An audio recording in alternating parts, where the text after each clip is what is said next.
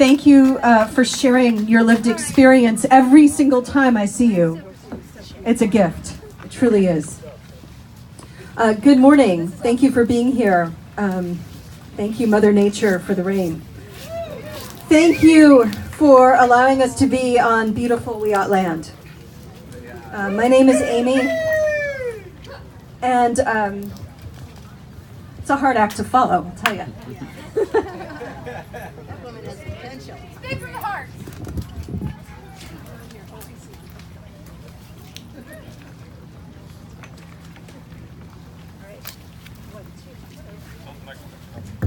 Okay. The organizers invited me here today to speak with you before we march. I know we are all here because we want to march and not only protest against this administration, but to create change for the better through our actions.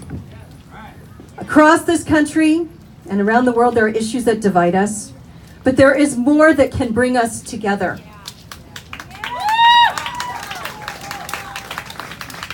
I want to acknowledge the real issues and the pain that many people in our community suffer from on an ongoing basis. Too many suffer from layers of oppression and marginalization. Too many suffer from fear and violence. And when one of us, any of us, suffers, it hurts all of us. Let us remember we are all in this together.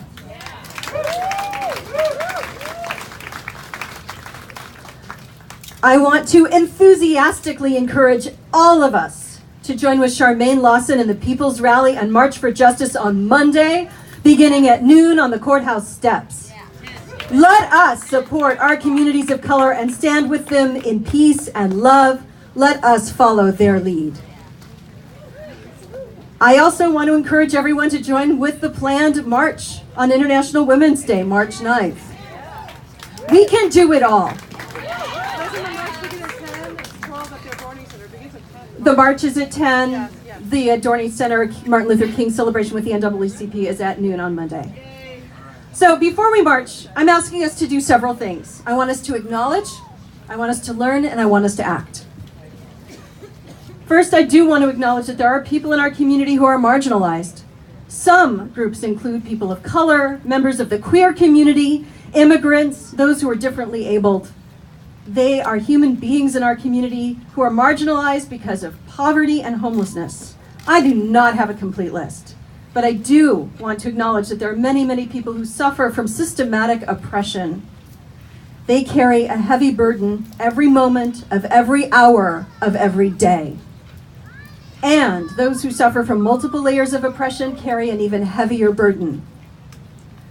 I want to be clear that when any of us suffers from any kind of marginalization and otherization, we are all diminished. I urge us all to please take care with our words and our actions. I was originally asked to speak today about domestic violence because of our work with the Stop the Violence campaign. This is not a woman's issue. This is a human issue. Domestic violence cuts across all socioeconomic lines, all genders, all races, all levels of education, all levels of income.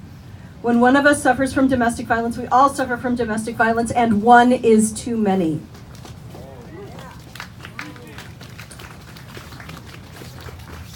So here comes the learning part. I want to briefly acquaint you with some of the signs in the cycle of domestic abuse. So, a healthy relationship at its core is about mutual respect and shared responsibilities, give and take.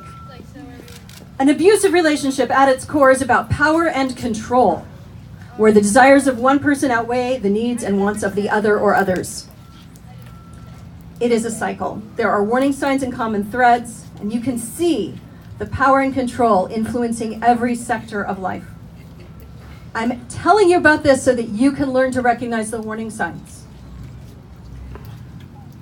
Let's look at the social sector.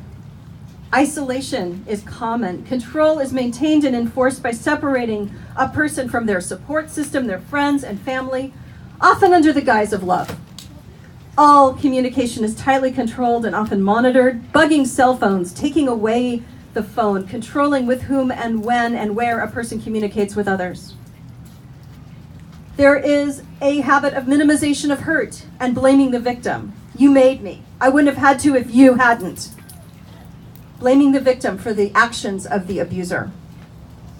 In the economic sector, only the abuser has control and access to money and maybe outside employment. My money is my money and your money is my money, a friend's partner once said.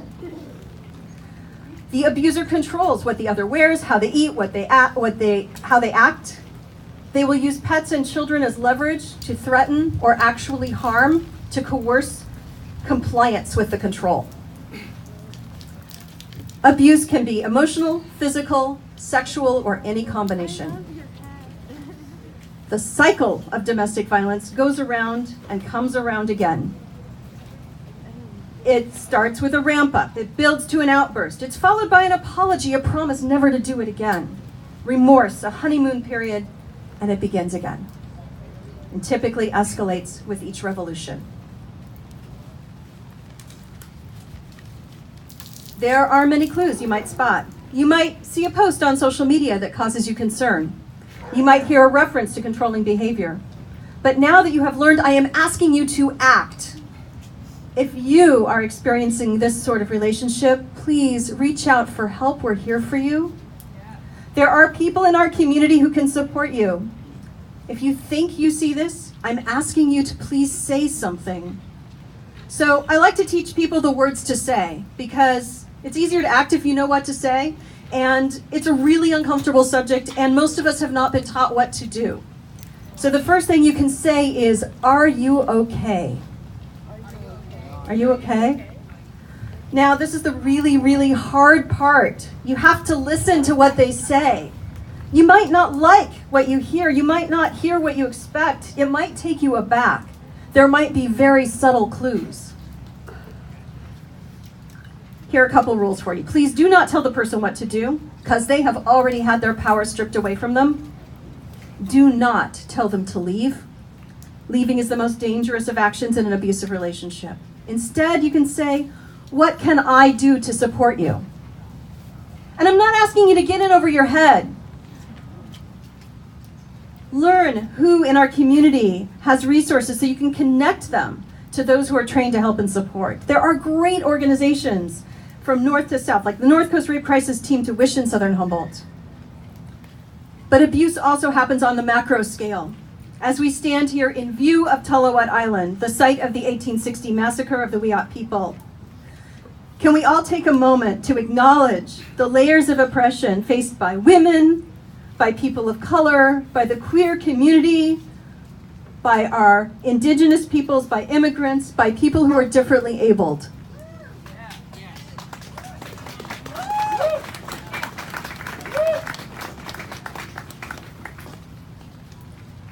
Across the country and around the world, people are marching this weekend. Yesterday, there was the Indigenous Peoples March on Washington, D.C.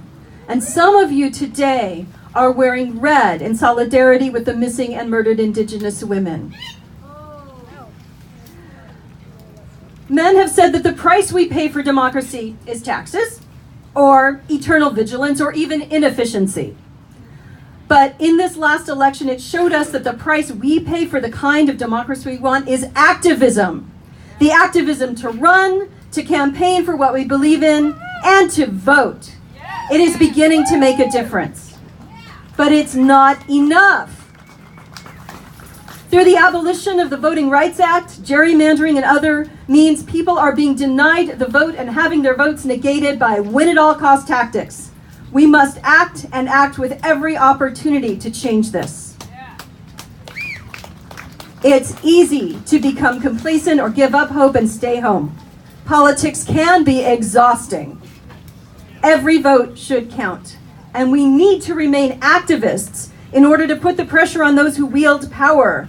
People in power do not readily cede their power and their privilege, so we must work hard, we must work smart, and we must keep up the pressure.